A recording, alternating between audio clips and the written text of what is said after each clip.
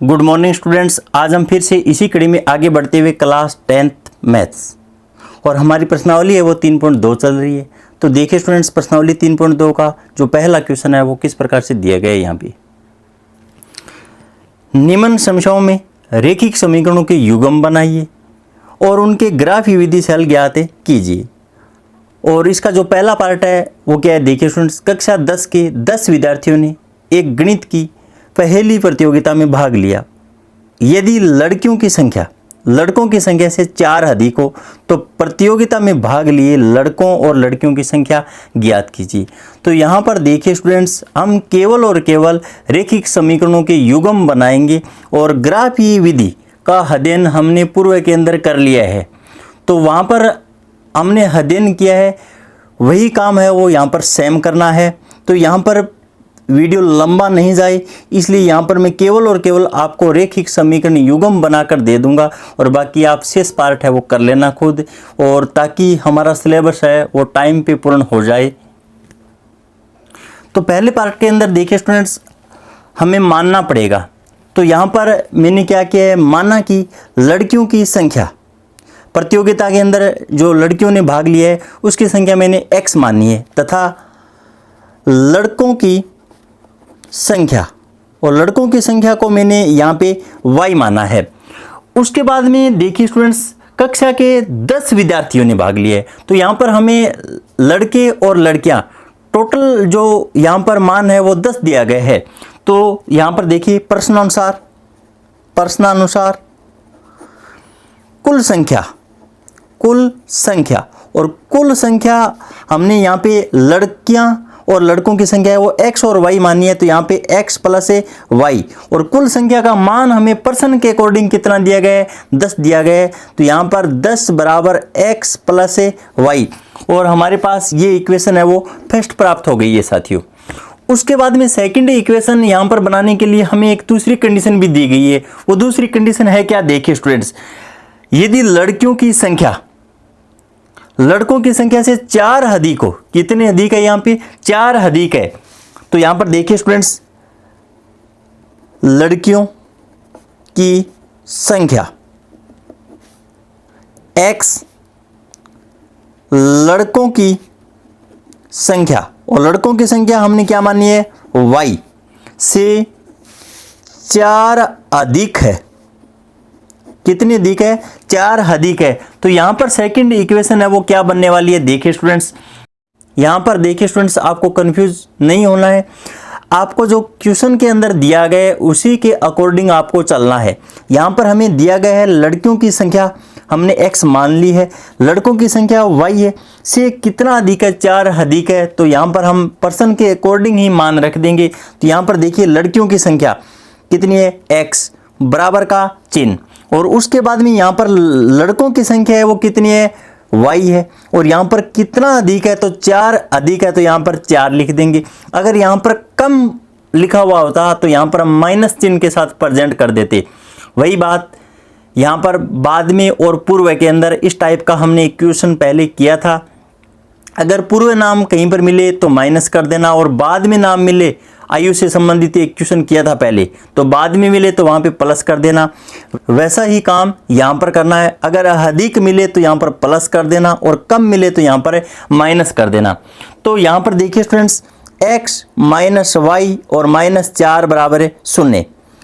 ये हमारी इक्वेशन क्या है साथियों, सेकेंड है।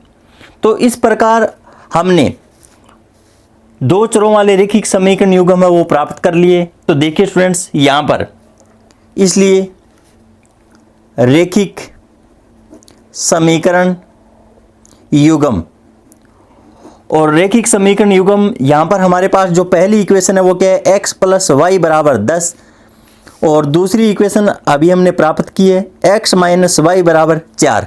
तो ये हमारे पास 2 चरों वाले रेखिक समीकरण युग्म है वो प्राप्त हो गए हैं।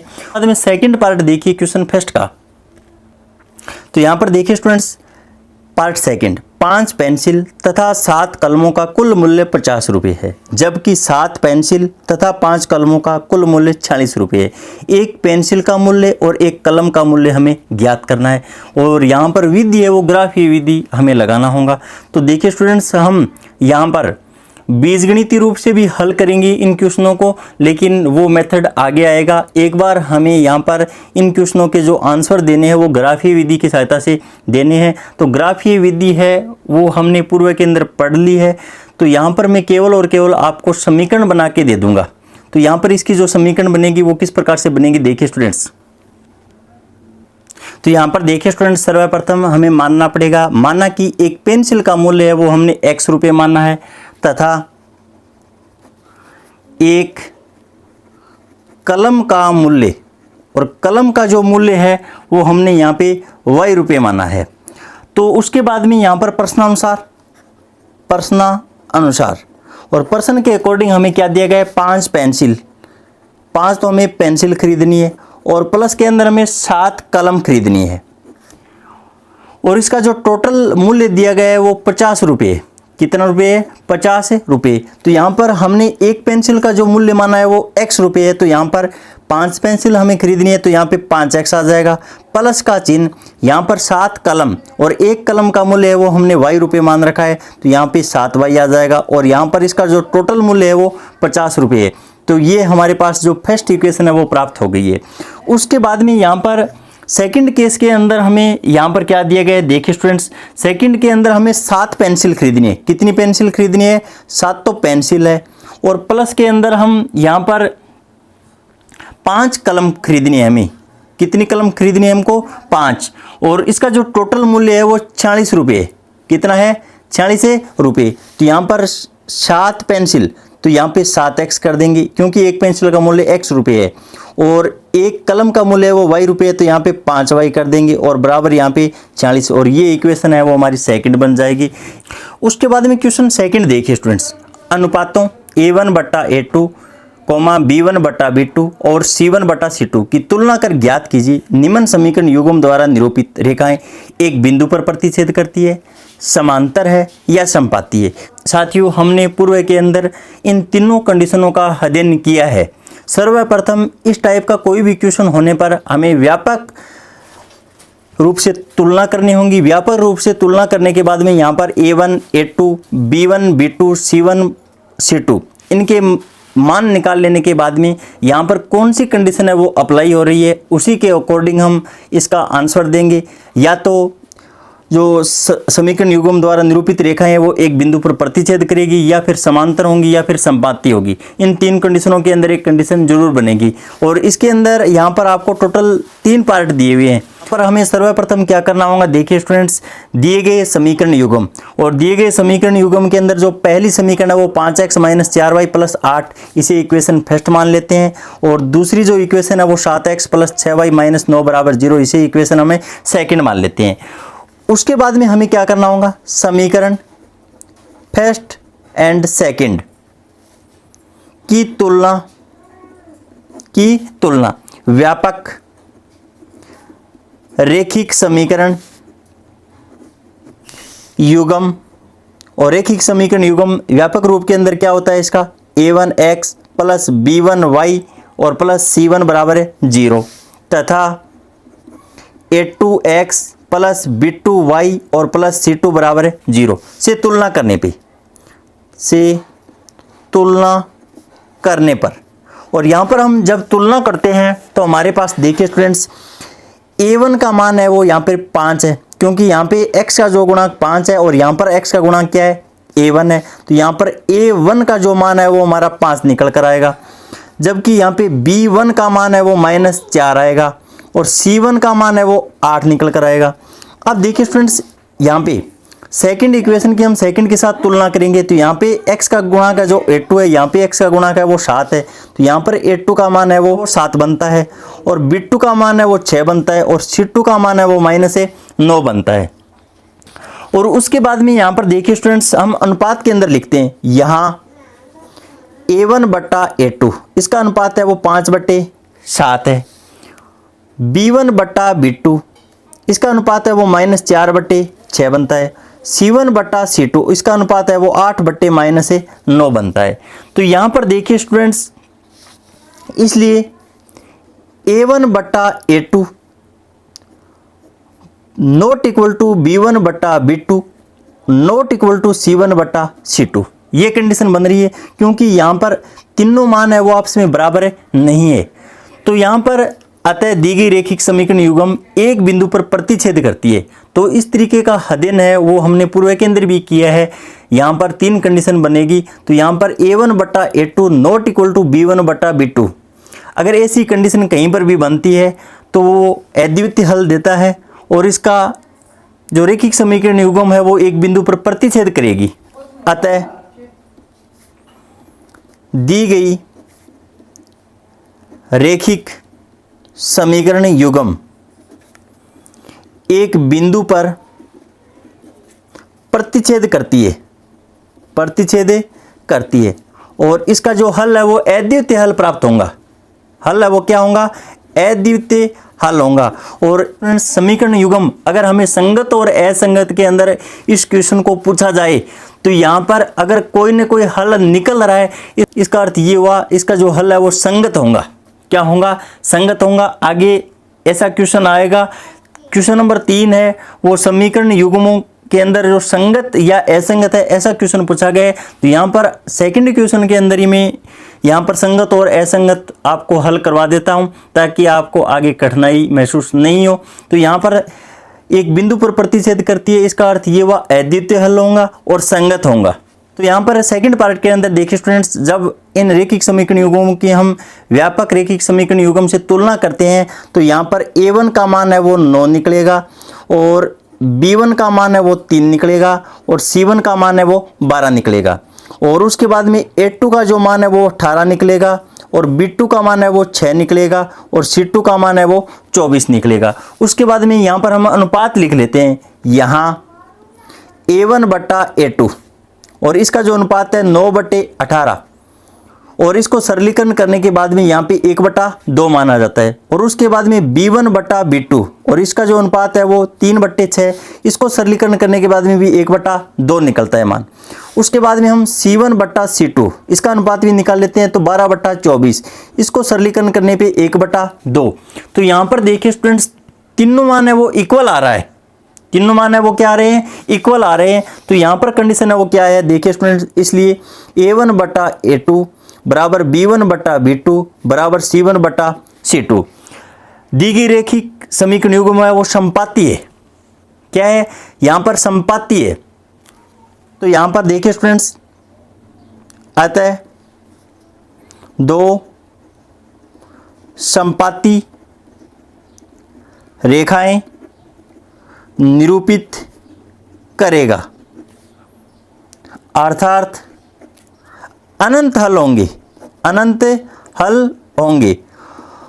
तो यहाँ पर अगर हमारे पास a1/a2 b1/b2 बराबर c1/c2 यहाँ पर तीनों मान अगर इक्वल आ रहे हैं तो हमारे पास जो दो रेखाएं प्राप्त होंगी वो समपाती होंगी और इसका जो हल होगा वो अनंत हल हमें प्राप्त होगा। अनंत हल प्राप्त होने का अर्थ हुआ कुछ न कुछ हमारे पास हल प्राप्त हो रहा है। तो यहाँ पर इसका जो हल अगर संगत और असंगत के अंदर पूछा जाए हमें तो यहाँ पर संगत हल होगा। इसका क्या होगा? संगत हल होगा। तो यहाँ पर पार्ट 3 के अंदर भी देखिए स्टूडेंट्स, यहाँ पर मैं डायरेक्ट आपको इसका हल बताता हूँ। तो सर्वप्रथम आपको क्या करना होगा, इसे समीकरण फर्स्ट मानना होगा और इसे समीकरण सेकंड मानना होगा। समीकरण फर्स्ट और सेकंड की व्यापक रेखिक समीकरण युग्म से तुलना करनी होगी और व्यापक रेखिक समीकरण का रूप मैंने आपको पहले बता दिया है पार्ट फर्स्ट के अंदर, वही लिखना है। और उसके बाद में यहाँ पर तुलना करने पे a1 का मान है वो 6 निकलेगा क्योंकि यहाँ पे x का गुणांक है वो 6 और व्यापक के अंदर भी x का गुणांक है वो a1 आएगा। तो यहाँ पे a1 का मान है वो 6 आ जाएगा, b1 का मान है वो -3 आएगा और c1 का मान है वो 10 आएगा और a2 का मान यहाँ पे 2, b2 का मान है वो -1 और c2 का मान है वो यहाँ पे 9 है। उसके बाद में यहाँ पर हमें अनुपात लिखना होगा, यहाँ a1/a2 और इसका अनुपात 6/2, इसको सरलीकरण करने पे 3 आएगा, b1/b2 और यहाँ पे -3/-1, इसको सरलीकरण करने पर यहाँ पे 3 मान आता है। और उसके बाद में c1/c2 और इसका मान 10/9 और यहाँ से एक रिजल्ट ये निकलता है, इसलिए a1/a2 बराबर b1/b2। ये मान तो इक्वल है लेकिन यहाँ पे c1/c2 b1/b2 के इक्वल नहीं है। तो यहाँ पर ये जो कंडीशन बनती है वो यहाँ पर समांतर वाली बन रही है। क्या बन रही है? समांतर वाली। दो समांतर रेखाएं निरूपित करेगा, अर्थात कोई हल नहीं होगा, कोई हल नहीं होगा। और कोई हल नहीं होगा इसका अर्थ ये हुआ इसका कोई हल प्राप्त नहीं हो रहा है। अगर यही क्वेश्चन हमें संगत और असंगत के अंदर पूछा जाए तो यहाँ पर जो कंडीशन बनेगी वो असंगत की बनेगी, क्योंकि हमें कोई भी हल प्राप्त नहीं हो रहा है साथियों। अब उसके बाद में क्वेश्चन नंबर 3 देखिए स्टूडेंट्स, अनुपातों A1 बटा A2, B1 बटा B2 और C1 बटा C2 की तुलना कर ज्ञात कीजिए कि निम्नलिखित समीकरणों के युग्म संगत है या असंगत। यहाँ पर देखिए स्टूडेंट्स, क्वेश्चन नंबर 2 के अंदर ही मैंने आपको यहाँ पर संगत और असंगत वाली कंडीशन बता दी है। तो यहाँ पर आपको कुछ नहीं करना है, यहाँ पर भी आपको 5 पार्ट दिए हुए हैं। यहाँ पर देखिए स्टूडेंट्स, इस क्वेश्चन के अंदर सर्वप्रथम आपको व्यापक रेखिक समीकरण युग्म से तुलना करनी होगी। तो यहाँ पर A1 का मान है वो 3 आ जाएगा, B1 का मान है वो 2 आ जाएगा और C1 का मान है वो यहाँ पे -5 आ जाएगा, क्योंकि यहाँ पर 5 को हम जब LHS के अंदर लाते हैं तो यहाँ पर माइनस हो जाएगा। और उसके बाद में यहाँ पर A2 का मान है वो 2 आ जाएगा और B2 का मान है वो -3 आ जाएगा और C2 का मान है वो -7 आ जाएगा। उसके बाद में अनुपात के रूप में लिख लेना, और अनुपात के रूप में लिखने के बाद में यहाँ पर या तो A1 बटा A2 not equal to B1 बटा B2 ये मान प्राप्त होगा, या फिर A1 बटा A2 बराबर B1 बटा B2 बराबर C1 बटा C2 ये मान प्राप्त होगा, या फिर यहाँ पर A1 बटा A2 बराबर B1 बटा B2 not equal to C1 बटा C2। इन 3 कंडीशनों के अंदर ही आपको कोई न कोई मान मिलेगा और तीनों कंडीशनों का अध्ययन हमने पूर्व के अंदर कर लिया है। अगर कोई न कोई हल प्राप्त हो रहा है इसका अर्थ आप ऐसा लगाइए कि उसका हल है वो संगत होगा। अगर कोई भी हल प्राप्त नहीं हो रहा है उसका अर्थ आप असंगत से लगाइए। तो यहाँ पर देखिए स्टूडेंट्स, संगत और असंगत वाली बात आपको समझ में आ गई होंगी। कोई न कोई हल प्राप्त हो रहा है, चाहे वो अनंत हो, अपरिमित रूप से हो, परिमित रूप से हो, तो उसका हल है वो संगत होगा। और कोई भी हल नहीं प्राप्त होगा तो वहाँ पर कंडीशन है वो असंगत वाली लगेगी। और असंगत वाली कंडीशन एक ही कंडीशन होती है, वो क्या है, 2 समांतर रेखाएं अगर कहीं पर भी निरूपित कर रहा है ग्राफ, या फिर इसका कोई हल प्राप्त नहीं होगा, या A1 बटा A2 बराबर B1 बटा B2 not equal to C1 बटा C2 ये कंडीशन अगर कहीं पर भी बन रही है तो उसका हल है वो असंगत होगा। बाकी दोनों कंडीशनों के अंदर हल है वो संगत ही प्राप्त होगा। तो मैं आशा करता हूँ कि क्वेश्चन नंबर 3 तक आपको बात है वो समझ में आ गई होंगी। अगले वीडियोज़ के अंदर हम क्वेश्चन नंबर 4 का अध्ययन करेंगे। तब तक के लिए धन्यवाद साथियों। जय हिंद, जय भारत।